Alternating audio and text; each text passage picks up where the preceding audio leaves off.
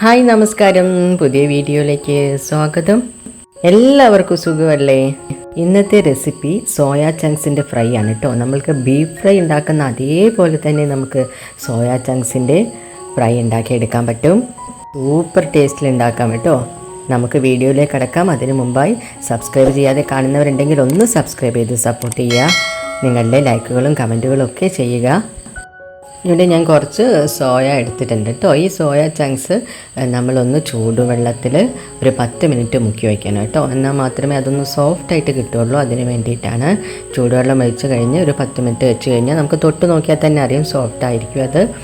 എന്നിട്ട് നന്നായിട്ടൊന്ന് കഴുകിയെടുത്തതിന് ശേഷം അത് നമുക്കൊന്ന് പിഴിഞ്ഞെടുക്കണം. അതിലുള്ള വെള്ളമൊക്കെ പോകണം കേട്ടോ. അതിനാണ് നമ്മൾ പിഴിഞ്ഞെടുക്കുന്നത്. പിഴിഞ്ഞെടുത്ത് മാറ്റി വയ്ക്കുക. മാത്രമേ നമുക്ക് കറക്റ്റായിട്ട് ഡ്രൈ ആയിട്ടുള്ള ഫ്രൈ കിട്ടുകയുള്ളൂ. അതിനാണ് നമ്മൾ പിഴിഞ്ഞ് മാറ്റി വയ്ക്കുന്നത്. ഈ സോയാ ചങ്ക്സ് കുറച്ച് വലുതാണെങ്കിൽ നമുക്ക് എന്ത് ചെയ്യാം, ഒന്ന് കട്ട് ചെയ്ത് കൊടുക്കാം. ഞാൻ പകുതി കട്ട് ചെയ്ത് മാറ്റി വെച്ചിട്ടുണ്ട് കേട്ടോ.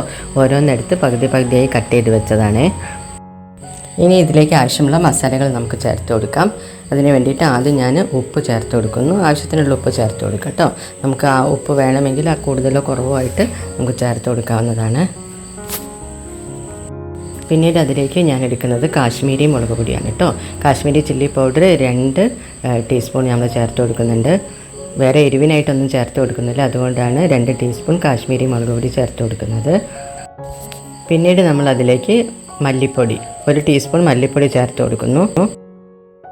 പിന്നീട് ഒരു 1/2 ടീസ്പൂൺ ഗരം മസാല. ഇനി ഞാൻ ചേർത്ത് കൊടുക്കുന്നത് 2 ടീസ്പൂണ് മീറ്റ് മസാലയാണ് കേട്ടോ. ഇറച്ചി മസാലയാണ് 2 ടീസ്പൂൺ ഞാൻ ചേർത്ത് കൊടുക്കുന്നത്. അതൊരു മീറ്റിൻ്റെ ടേസ്റ്റ് വരാൻ വേണ്ടിയിട്ടാണ് ഞാൻ 2 ടീസ്പൂൺ ഇറച്ചി മസാല ചേർത്ത് കൊടുത്തിട്ടുള്ളത്. ഇനി നന്നായിട്ടൊന്ന് ഇളക്കി ചേർക്കുക. നന്നായിട്ട് മസാലയൊക്കെ പിടിച്ച് വരണം. അതിന് വേണ്ടിയിട്ടാണ് നന്നായിട്ട് ഇളക്കി ചേർക്കുന്നത്. കുറച്ച് വെള്ളം ചേർത്തിട്ട് വേണം നമ്മളൊന്ന് മിക്സ് ചെയ്ത് കൊടുക്കാൻ. നമ്മൾ കുറച്ചൊരു വെള്ളം ഉണ്ടെങ്കിൽ എല്ലാ ഭാഗത്തും നമ്മുടെ മസാല പിടിച്ചെടുക്കുള്ളൂ. കൂടുതൽ വെള്ളം ഒഴിക്കരുത്. വെള്ളമായി കഴിഞ്ഞാൽ അത് ബുദ്ധിമുട്ടായിരിക്കും. നന്നായിട്ട് പിടിക്കാൻ വേണ്ടി ഒരു കുറച്ച് വെള്ളം ചേർത്ത് ഒന്നായിട്ട് മിക്സാക്കി എടുക്കുക. ഒരു 5 മിനിറ്റ് നമുക്കതൊന്ന് മാറ്റി വയ്ക്കാം. നന്നായി മിക്സ് ചെയ്തതിൻ്റെ ശേഷം കൂടുതൽ സമയം മാറ്റി വയ്ക്കരുത്. അപ്പോൾ മസാലയൊക്കെ ഇളകിപ്പോവും, വെള്ളം ഊർന്നു വന്നിട്ട്. പിന്നീട് ഒരു പാൻ എടുത്ത് വയ്ക്കുന്നു. അതിലേക്ക് നമ്മൾ വെളിച്ചെണ്ണയാണ് ഒഴിച്ചു കൊടുക്കുന്നത് കേട്ടോ. ഡീപ്പ് ഫ്രൈ അല്ല, അതുകൊണ്ട് തന്നെ കുറച്ച് വെളിച്ചെണ്ണ ഒഴിച്ചു കൊടുത്താൽ മതി. ആ വെളിച്ചെണ്ണയോട് കൂടി തന്നെ നമ്മൾ വരട്ടിയെടുക്കേണ്ടതുകൊണ്ട് നമുക്കൊരു 3-4 ടീസ്പൂൺ വെളിച്ചെണ്ണ ചേർത്ത് കൊടുത്താൽ മതി. എന്നിട്ട് നമ്മൾ പുരട്ടി വെച്ചിരിക്കുന്ന നമ്മളുടെ സോയ ചങ്ക്സ് ഇതിലേക്ക് ചേർത്ത് കൊടുക്കുന്നു. നമുക്ക് ചെറിയ ചൂടിലാണിത് വറുത്തെടുക്കേണ്ടത്.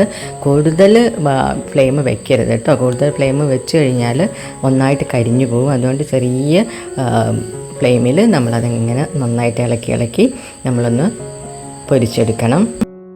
നമുക്കിതൊന്ന് ഡ്രൈ ആക്കി എടുക്കാൻ വേണ്ടിയിട്ടുള്ളതാണ് കേട്ടോ. അതുകൊണ്ട് തന്നെ മെല്ലെ നമ്മൾ ഇളക്കി ഒന്ന് നന്നായിട്ട് പൊരിച്ചെടുക്കണം. ഇനി നമുക്ക് അതിലേക്ക് ചേർത്ത് കൊടുക്കാനുള്ളത് ഒരു 1/2 കപ്പ് തേങ്ങ ചിരകിയതാണ് കേട്ടോ. ഒരു 1/2 കപ്പ് തേങ്ങ ചിരകിയത് കൂടി ചേർത്ത് കൊടുത്തിട്ട് ഒന്ന് നന്നായിട്ട് ഇളക്കി ചേർക്കണം. കാരണം തേങ്ങ നന്നായിട്ടൊന്ന് ഫ്രൈ ആയി വരണം. അതിൻ്റെ കൂടെ തന്നെ നല്ലൊരു ടേസ്റ്റ് ആയിരിക്കും, കാണാനും നല്ല രസമായിരിക്കും കേട്ടോ. അങ്ങനെ ചെയ്ത് കഴിഞ്ഞാൽ തേങ്ങയും സോയാ ചങ്ക്സും എല്ലാം കൂടി മിക്സായി വന്നിട്ട് നല്ലൊരു രസമുണ്ട് കേട്ടോ കാണാനിപ്പോൾ. ഇനി നമുക്കതിലേക്ക് ചേർത്ത് കൊടുക്കേണ്ടത് കുറച്ച് കറിവേപ്പിലയാണ് കേട്ടോ. കുറച്ച് കരിവേപ്പില ചേർത്ത് കൊടുത്ത് നന്നായിട്ട് ഇളക്കി ചേർക്കുക. നല്ലൊരു സ്മെല്ലായിരിക്കും കേട്ടോ. കരിവേപ്പിലയൊക്കെ ചേർത്ത് കൊടുത്താൽ നന്നായിട്ട് ടേസ്റ്റും കൂടും. ഇനി നമ്മുടെ ലാസ്റ്റ് ഐറ്റമായിട്ടുള്ള മല്ലിച്ചപ്പ് കൂടി ചേർത്ത് കൊടുക്കുന്നു. മല്ലിച്ചപ്പ് കൂടി വെതറി ഒന്ന് നന്നായിട്ട് ഇളക്കി ചേർത്താൽ മതി. അടിപൊളിയായിട്ടുണ്ടാവും നമ്മുടെ സോയ ഫ്രൈ. റെഡി ആയിട്ടുണ്ട്. സോയ ഫ്രൈ റെഡി ആയിട്ടുണ്ട്. വളരെ ടേസ്റ്റിയാണ് കേട്ടോ. ബീഫ് ഫ്രൈയുടെ അതേ ഒരു ലുക്കിൽ നമുക്ക് ഈ സോയാ ചങ്ക്സ് ഫ്രൈ ചെയ്ത് കഴിയുമ്പോൾ കിട്ടും കേട്ടോ. നല്ല ടേസ്റ്റ് ആയിരിക്കും. എല്ലാവരും ഒന്ന് ട്രൈ ചെയ്ത് നോക്കണം. വീഡിയോ ഇഷ്ടപ്പെട്ടിട്ടുണ്ടെങ്കിൽ ഒന്ന് ലൈക്ക് ചെയ്യുക, കമൻറ്റുകളൊക്കെ ചെയ്യുക. അതോടൊപ്പം സബ്സ്ക്രൈബ് ചെയ്യാതെ കാണുന്നവരുണ്ടെങ്കിൽ ഒന്ന് സബ്സ്ക്രൈബ് ചെയ്ത് സപ്പോർട്ട് ചെയ്യുക. അടുത്ത വീഡിയോയിൽ വീണ്ടും കാണാം. താങ്ക്